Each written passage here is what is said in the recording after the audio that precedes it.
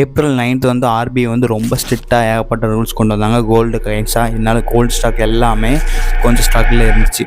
ஆனால் இப்போ வந்து ஜனவரி 2026 வரைக்கும் அதை வந்து ஹோல்ட் பண்ணிட்டாங்க. ஸோ இப்போ வந்து கோல்டு ஸ்டாக் மணப்புரம் ஆகட்டும், முத்தூட் ஃபைனான்ஸ் இருக்கலாம், நல்லா இம்ப்ரூவ் ஆகிருக்கு, நல்லா ஏறி இருக்குது இந்த 2 நாளாக பயங்கரமாக. ஓகே, அதில் குறிப்பாக என்ன ரூல்ஸ் தரமாக பிரச்சனையாக இருந்துச்சு. ஃபஸ்ட்டு கோல்டு லோன்ஸ்க்கு அகெயின்ஸ்டாக ஒன்லி 75% தான் லோன் கொடுக்கணுன்னாங்க. அதே மாதிரி 22 கேரட் தான் ரொம்ப ஃபோக்கஸ் பண்ணணுன்னு சொல்லிட்டாங்க. ஸோ இப்போ வந்து 18 கேரட்லாம் நல்லா விற்கிறாங்க. ஸோ அதனால் இது பெரிய பிரச்சனையாகும் ஃப்யூச்சர்லன்னு சொல்லி அதை ஹோல்ட் பண்ண சொல்லியிருக்காங்க. ஓகே, அதே மாதிரி மினிஸ்ட்ரியும் வந்து கிளியராக சொல்லியிருக்காங்க 2 லட்சம் வரைக்கும் எக்ஸம்ஷன் கொடுக்கணும். அதே மாதிரி ஸ்மால் ப்ரௌவர்ஸ்க்கு வந்து கொஞ்சம் ப்ரையாரிட்டி கொடுத்து அவங்களுக்கு வந்து கொஞ்சம் அட்ஜஸ்ட் பண்ணணும் இதெல்லாம் அப்படின்னு கிளியராக சொல்லியிருக்காங்க. பாப்பா என்ன நடக்குன்னு. தமிழ்நாட்டிலையும் தமிழ்நாட்டு கவர்மெண்ட்டுமே இதை அகெயின்ஸ்டாக ரொம்ப பேசினாங்க. ஓகே, மணப்புரம் ஃபைனான்ஸை பற்றி ஃபுல்லாக ஒரு வீடியோ போட்டிருக்கேன், கீழே இருக்குது, மறக்காமல் பாருங்கள்.